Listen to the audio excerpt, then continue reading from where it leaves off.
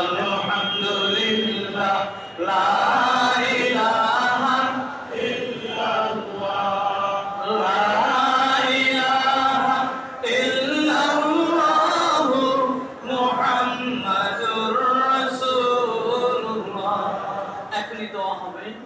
আবার স্মরণ করিয়ে দিচ্ছি, একদিকে বার্ষিক মাহফিল, পরবর্তী ঢাকার প্রোগ্রাম প্রধান মাথায় থাকে। এখন থেকে গণসংযোগ শুরু করবেন, খালি হুজুর দেখলেই সালাম দেন, আর বিনি হুজুর দেখলে সালাম দিতে মনে চায় না। সমস্ত কলে মানুষরা শরীর করবেন, নেসারাবাদের গালিতে, আমারে গালিতে, সেটা তার ব্যাপার। আপনি তাকে মুসলমান ভাই হিসেবে ভালোবাসেন, এটা আপনার ইমানই দেন। ঠিক আছে কিনা? আপনি তাকে ভালোবেসে যান, ভালোবেসে যান। এখন বলবেন তারা অন্যায় করলে কেন আমরা কি তার প্রতিবাদ করবো না? হ্যাঁ, প্রতিবাদ করবেন, সেটা আপনার ফাইন্যান্সের মাটি আন্দাজ। এবং প্রতিবাদের ভূমিকা হবে তার সংশোধন। যদি প্রতিবাদে তারা যদি আরো অন্যায়কারী হয়, সে প্রতিবাদ নয়, সেটা অন্যায়কে প্রশ্রয় দেওয়া। আমাদের দেশে আমি একটা কথা মনে করছে না বললেই নয়, 5 তারিখের ওই প্রোগ্রামের পর আমি ইসলামাবাদের মসজিদে আলোচনার একটা জায়গায় একটি কথা বলেছিলাম যে আমরা এই 5 তারিখের অবস্থা দেখতে আনন্দে উৎফুল্ল হয়ে না যায়, আমাদের আনন্দে উৎফুল্ল হয়ে না যায়, আমাদের মনে রাখা উচিত আমরা বদর থেকে উহুদে অবতীর্ণ হয়েছি।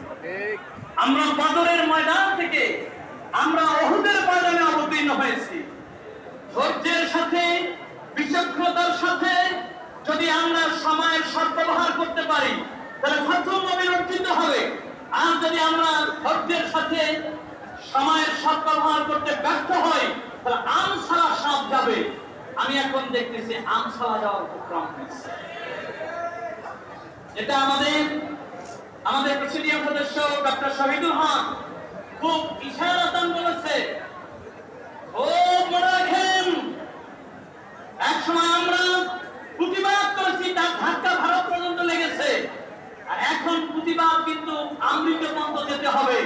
আমেরিকা পর্যন্ত প্রতিবাদ যাবেও না, আর ঈমান নিয়ে থাকার সুযোগ। মৌলবীরা যত নাচেন, আমি আপনাদেরকে এজন্যই দুয়ারে দুয়ারে গিয়ে, বাড়িতে বাড়িতে গিয়ে নিজের গাড়ির পয়সা খরচ করে, তেলের পয়সা খরচ করে, ইজ্জত সম্মানের তোয়াক্কা না করে আপনাদেরকে হাতে ধরেছি, পায়ে ধরেছি। আপনাদেরকে আমি বলেছি, আপনারা যে তরিকার, যে সিলসিলার, যে দলের, যে মতের হন, হাতের আপনাদের নিজ নিজ মত নিয়ে, কিন্তু আপনার উদ্দেশ্য যদি ইসলাম হয়ে থাকে, তাহলে ইসলাম রক্ষায় যে যেখান থেকে কথা বলে ইসলামের, তাকে অন্তত সহযোগিতা করার সিদ্ধান্ত নেয়।